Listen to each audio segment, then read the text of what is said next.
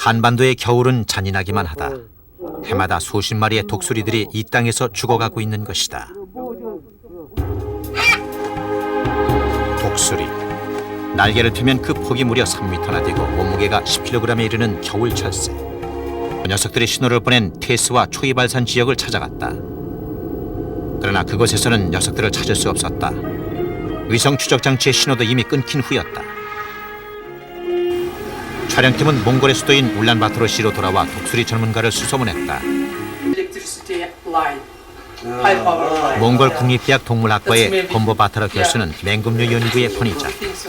그에게서 독수리의 서식 단지에 대한 정보를 들을 수 있었다. That's also, you know, Ikatrin Chulo. Bakatrin Chulo. Also, there are many rockies, and we like this. This girl. It's easy. 교수가 가르쳐준 독수리 서식지는 고비사막 북쪽에 있는 지역이었다. 험난한 여정이 예상됐다. 촬영팀은 출발에 앞서 만반의 준비를 갖췄다. 차에 기름을 울란바토르시를 조금 벗어나자 온통 풀과 자갈뿐인 광활한 초원이 펼쳐졌다. 평균 해발 1580m의 고원 국가인 몽골은 국토의 대부분이 이런 초원이다. 초원지대에 사는 몽골의 주민들은 대부분 유목 생활을 한다. 유목민들은 양이나 소, 말 등을 방목하는데 폐사한 이 동물들의 사체가 독수리에겐 좋은 먹이다.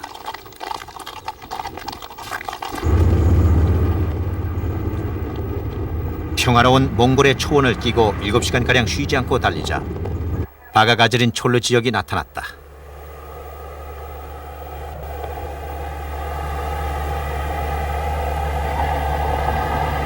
이 일대가 거의 그 독수리 단지라고 보면 되네. 독수리 번식 단지.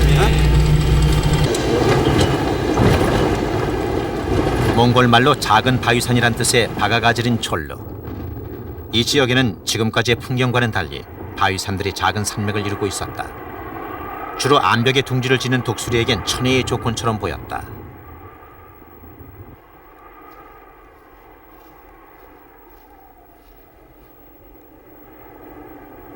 바위산 근처 곳곳에는 살점이 뜯긴 동물의 사체들이 있었다. 포식자 중 일부는 분명히 독수리일 것이다. 바로 그때 푸른 창공을 가르고 유유히 나타난 거대한 새, 독수리였다.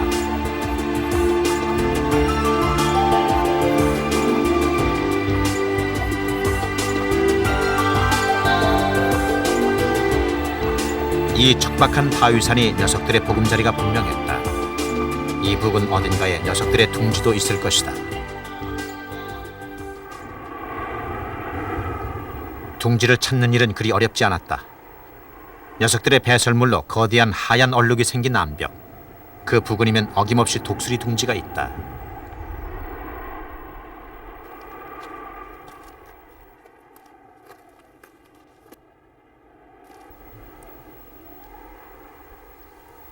바가가 지린 촐르의 바위산에는 30개 가까운 독수리 둥지가 있었다. 독수리는 보통 적들의 침입이 힘든 높은 암벽 위에 집을 짓지만 간혹 높은 나무 위에 둥지를 틀기도 한다. 그 유저가 그 새끼친 놈이 와서 자리하기는 어렵겠지. 이것은 해발 1700m 가까운 높이에 있는 둥지. 암벽이 오목한 부분에 나뭇가지로 만들어져 있다. 내년 봄에 또 찾아와서 짓고 올해 또 8cm. 둥지는 직경이 2m 90cm에 높이도 무려 3m나 됐다. 어른 2명이 올라가도 끄떡없는 대형 주택이다. 우리가 확인한 것만 한 20개체, 20상 이상의 번식 둥지가 있는데 그 번식 둥지의 그 향이 아주 그냥 명당해요. 그러니까 동남안 방향에다가 아주 햇빛이 많이 이제 쪼이는 곳. 그다음에 북쪽에서 불어오는 바람을 막아주기 위해서 북의 어떤 배경을 갖고 있다는. 독수리의 둥지가 큰 이유는 번식을 하면 둥지를 버리고 떠나는 대부분의 새들과 달리 계속 집을 보수해서 쓰기 때문이다. 어떤 둥지는 100년 이상 된 것도 있다.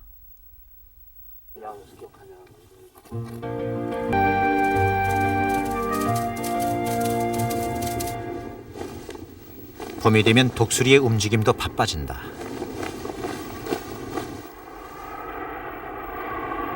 얼어붙었던 공기가 따뜻하게 덮여지는 봄은 따뜻한 상승 기류를 이용하여 나는 독수리에게도 반가운 계절이다.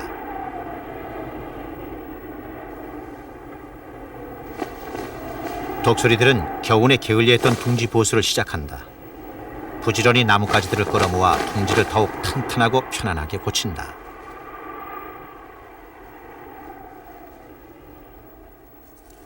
큰 접시 모양의 둥지를 여기저기 덧대고 오목한 알자리도 다시 손본다.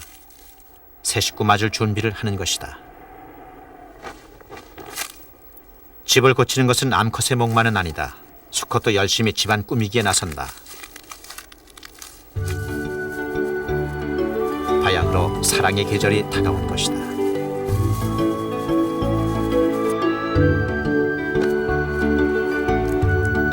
산란기가 다가오면 독수리들은 하루에 7, 8차례의 짝짓기를 한다.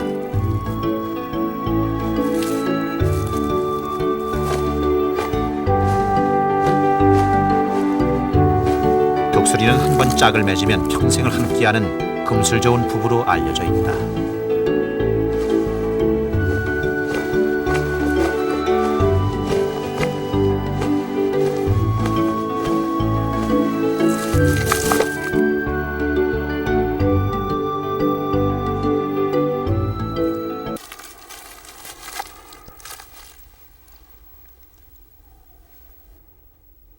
독수리 수컷들은 가정적인 남편이다.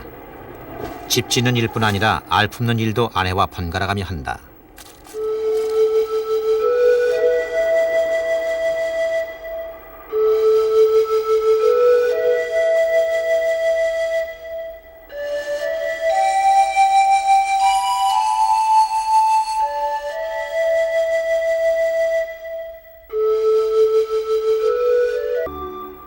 독수리는 빠르면 2월부터 늦으면 4월까지 산란을 한다.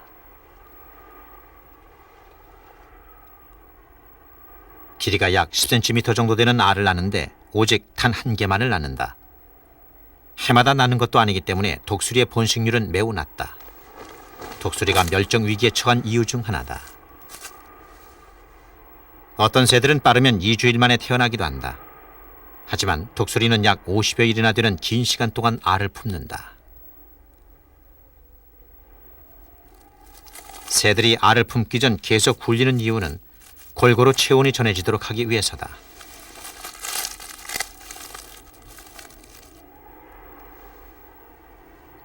알을 낳고 새끼를 키우는 동안 어미의 신경은 더욱 날카로워진다.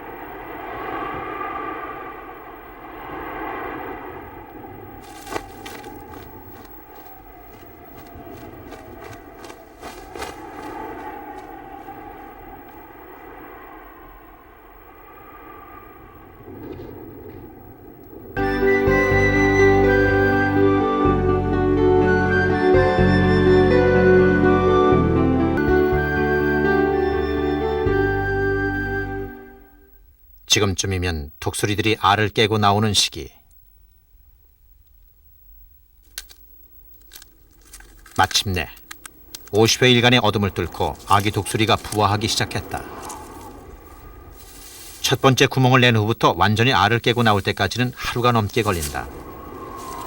세상과의 조우를 위해 혼신의 힘을 다한 녀석은 한동안 기진맥진하여 이렇게 누워있는다.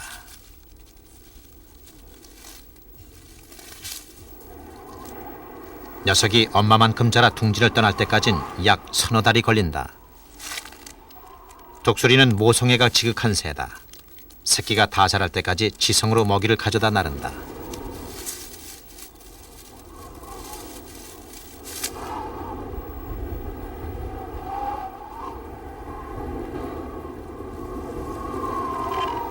새끼가 늘어지게 낮잠을 자는 동안에도 어미는 부지런히 먹이를 찾아 나선다. 아빠 역시 먹이를 찾아 멀리까지 날아간다.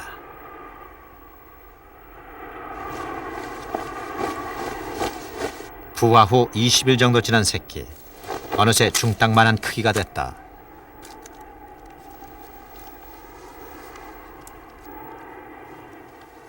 하루 종일 엄마만 기다렸던 새끼. 빨리 먹이를 달라고 보채보지만 웬일인지 엄마는 계속 딴청이다.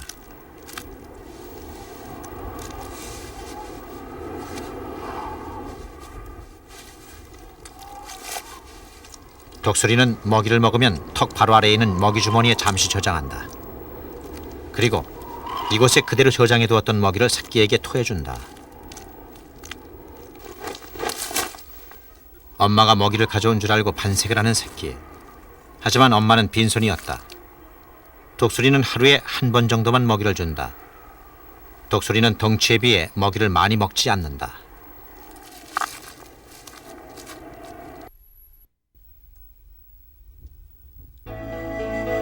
한 달 정도 되면 새끼는 엄마 품에서 삐져나올 만큼 덩치가 커진다.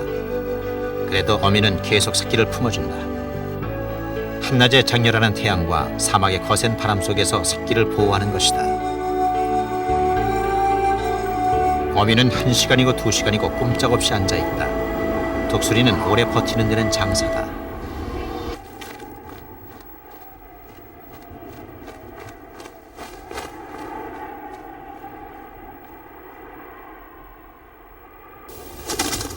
독수리는 보통 동물의 썩은 사체를 먹고 산다. 그래서 붙은 별명이 생태계의 청소부. 독수리가 대머리가 된 것도 사체의 머리를 깊숙이 박고 먹기 때문이라고 전해진다. 나이가 들수록 머리는 점점 더 벗겨진다. 털도 갈색으로 변한다. 반면 새끼들은 털 색깔도 까맣고 대머리도 아니다.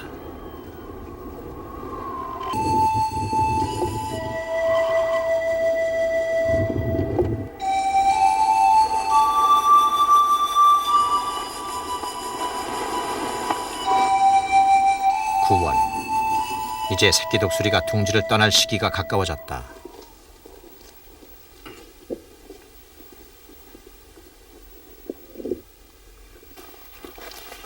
촬영팀은 다시 바가가 지른 촐리의 독수리 둥지를 찾아갔다.